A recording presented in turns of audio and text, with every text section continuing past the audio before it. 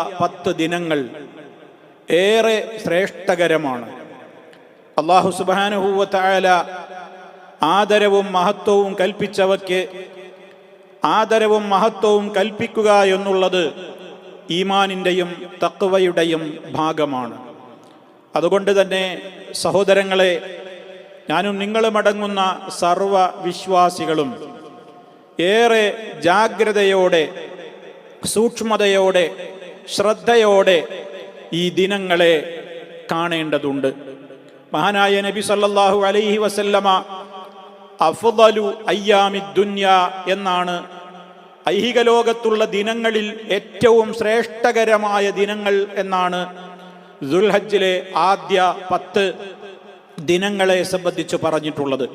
പരിശുദ്ധ ഖുർആനിൽ സൂറത്തുൽ ഫജ്ർ വലയാലിൻ അശ്ർ എന്ന 2ാമത്തെ സൂക്തത്തിൽ പറഞ്ഞ ആ 10 ദിനങ്ങൾ അത് ദുൽഹജ്ജയിലെ ആദ്യ 10 ദിനങ്ങളാണ് എന്ന് പ്രഗത്ഭരായ ഖുർആൻ വ്യാഖ്യാതാക്കൾ വിവരിച്ചിരിക്കുകയാണ്.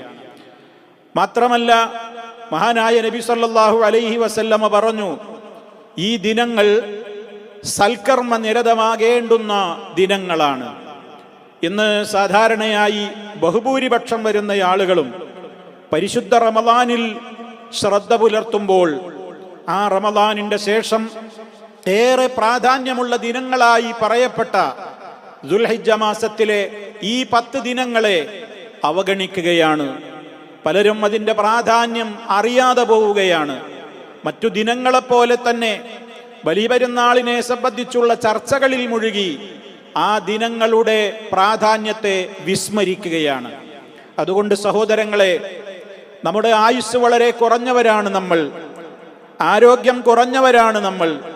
നമുക്ക് ലഭ്യമാകുന്ന അവസരങ്ങൾ യഥാവിധി ഉപയോഗപ്പെടുത്തിയാലേ പരലോക കോടതിയിൽ നമുക്ക് സുരക്ഷിതത്വം ഉണ്ടാവുകയുള്ളൂ.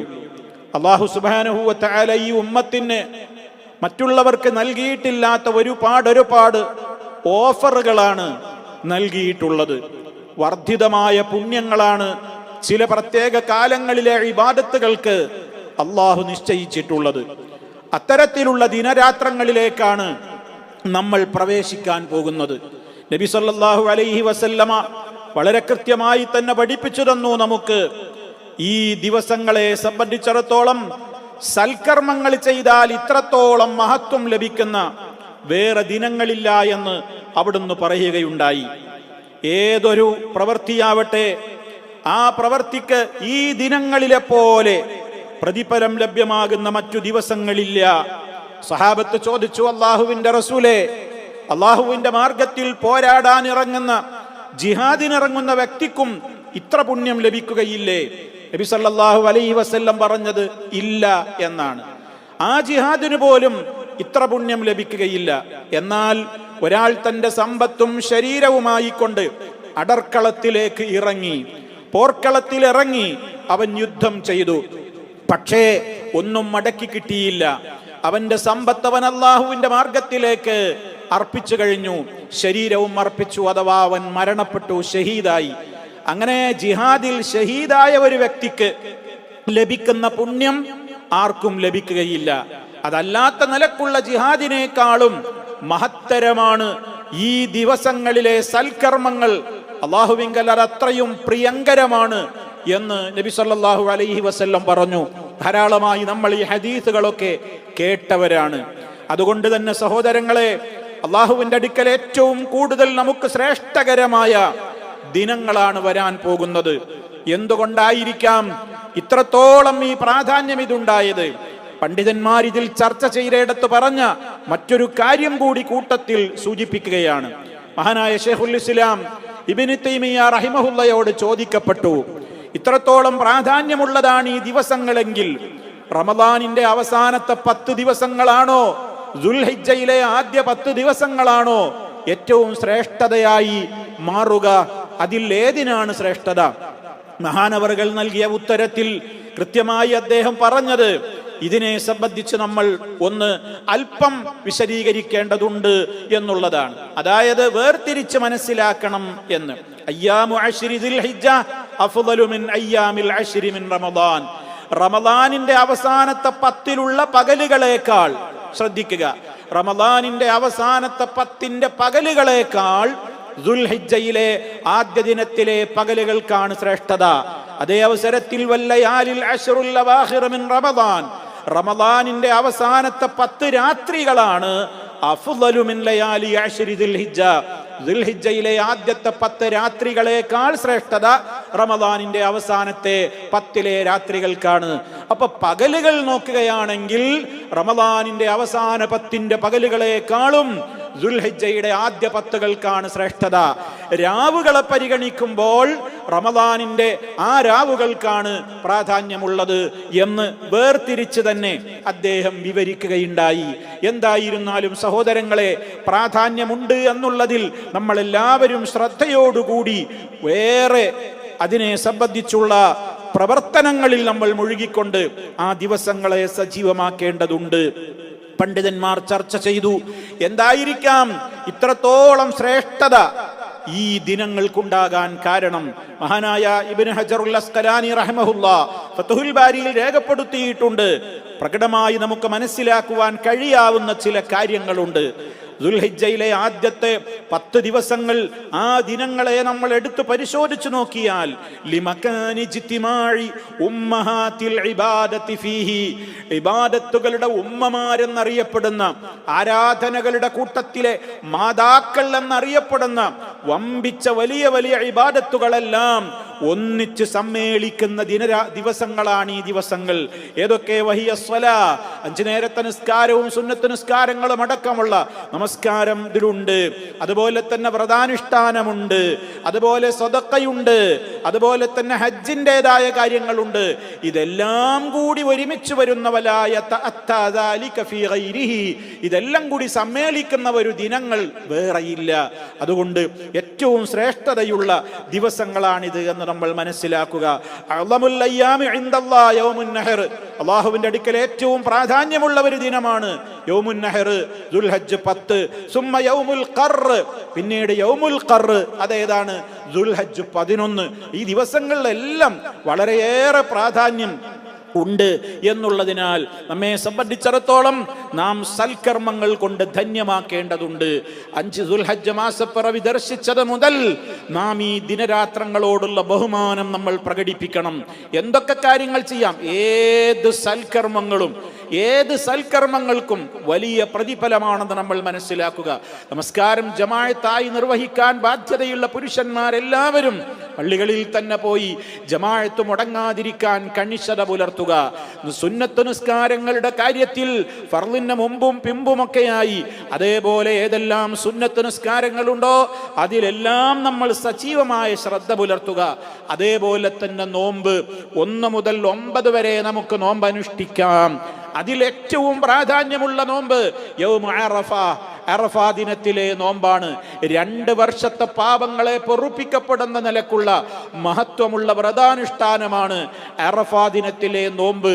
എന്നാൽ 1 മുതൽ 8 വരേക്കുള്ള ദിവസങ്ങളിലും നോമ്പെടുക്കാവുന്നതാണ്. പല സഹാബിമാരും അനുഷ്ഠിച്ചതായി കാണാം. നബി സല്ലല്ലാഹു അലൈഹി വസല്ലം അനുഷ്ഠിച്ചിരുന്നു എന്നുള്ള ചില റിപ്പോർട്ടുകളും കാണാൻ സാധിക്കും. ചില്ലറ അഭിപ്രായ വ്യത്യാസങ്ങളൊക്കെ ആ വിഷയത്തിൽ ഉണ്ടെങ്കിലും സഹോദരങ്ങളെ, 1 മുതൽ 9 വരേക്കും ഒരാൾക്ക് നോമ്പെടുക്കുവാൻ സാധ്യമാകുമോ എങ്കിൽ അതിനും ഏറ്റവും ശ്രേഷ്ഠതയുണ്ട്. നോമ്പിനോളം പ്രാധാന്യമുള്ള ഒരു സൽക്കർമ്മമില്ല എന്ന് നമ്മൾ മനസ്സിലാക്കുക. അള്ളാഹുവിൻ്റെ അടുക്കൽ അതിന് ഏറ്റവും വലിയ പുണ്യമുണ്ടല്ലോ. മറ്റവസരങ്ങളിൽ പോലും നോമ്പെടുത്താൽ വലിയ പുണ്യമുണ്ടല്ലോ. അത് ഈ ദിവസങ്ങളിലാകുമ്പോൾ വർദ്ധിതമായ തോതിൽ അതിൻ്റെ പ്രാധാന്യം വർദ്ധിക്കുകയാണ്.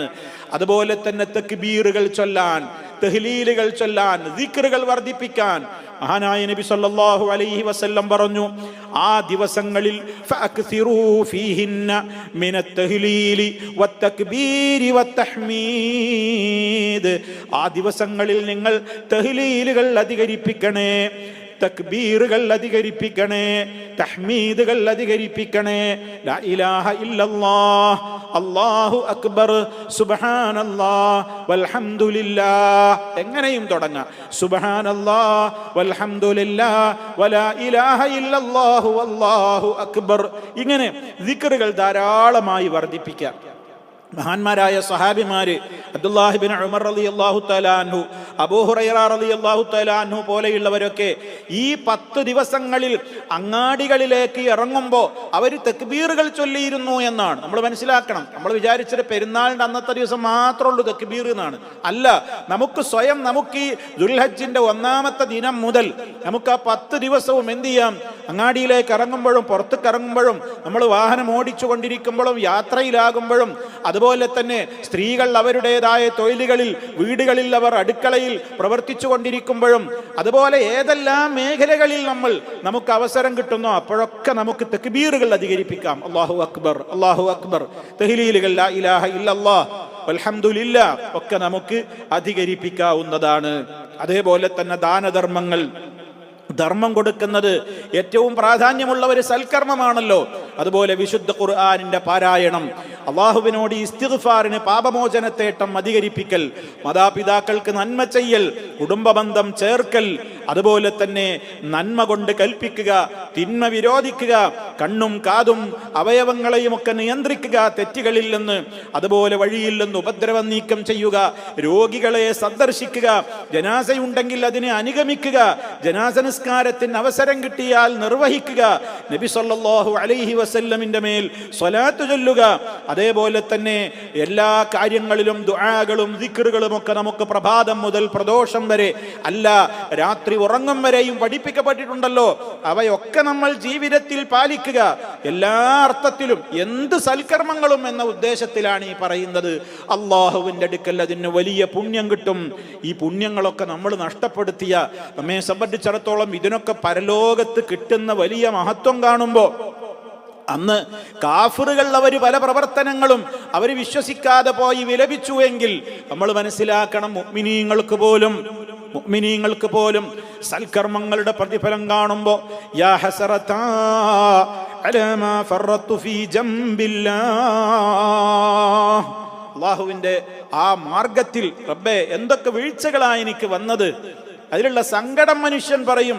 എനിക്കൊരു ചാൻസും കൂടെ കിട്ടിയെങ്കിൽ എന്ന് മനുഷ്യർ കൊതിക്കുന്ന ലോകമാണ് പരലോകത്തേക്കുള്ള പുറപ്പാടിന്റെ വേളയായ മരണവേള പോലും എന്നൊക്കെ വരുമ്പോൾ പ്രിയപ്പെട്ട സഹോദരങ്ങളെ, നാം എല്ലാവരും ഈ ദുൽഹജ്ജിലെ ഈ ദിവസങ്ങളെ ഏറെ പ്രാധാന്യത്തോടുകൂടെ തന്നെ നമ്മൾ കാണണമെന്നും എന്തൊക്കെ സൽക്കർമ്മങ്ങൾ കൊണ്ട് നമുക്ക് ആ ദിനങ്ങളെ ധന്യമാക്കുവാൻ സാധിക്കുമോ അതിലെല്ലാം നമ്മളെല്ലാം ശ്രദ്ധിക്കണം എന്നുകൂടി എന്നെയും നിങ്ങളെയും ഓർമ്മപ്പെടുത്തുകയാണ്. അല്ലാഹു സുബ്ഹാനഹു വ തആല സൽക്കർമ്മ നിരതമായ പ്രവർത്തനങ്ങൾ കാഴ്ചവെച്ചുകൊണ്ട് ഈ ശ്രേഷ്ഠകരമായ ദിനരാത്രങ്ങളെ ആദരിക്കുന്ന, ബഹുമാനിക്കുന്ന നല്ലവരിൽ നമ്മെ ഓരോരുത്തരെയും ഉൾപ്പെടുത്തി അനുഗ്രഹിക്കുമാറാകട്ടെ. തെറ്റുകുറ്റങ്ങൾ അല്ലാഹു പുറത്തു തരുമാറാകട്ടെ. മാരക രോഗങ്ങളിൽ നിന്ന് കാത്തു രക്ഷിക്കുമാറാകട്ടെ. അല്ലാഹുമ്മ സ്വല്ലി അലാ മുഹമ്മദിൻ വഅലാ ആലി മുഹമ്മദ് വൽഹംദുലില്ലാഹി റബ്ബിൽ ആലമീൻ. വസ്സലാമു അലൈക്കും വറഹ്മത്തുള്ളാഹി വബറകാതുഹു.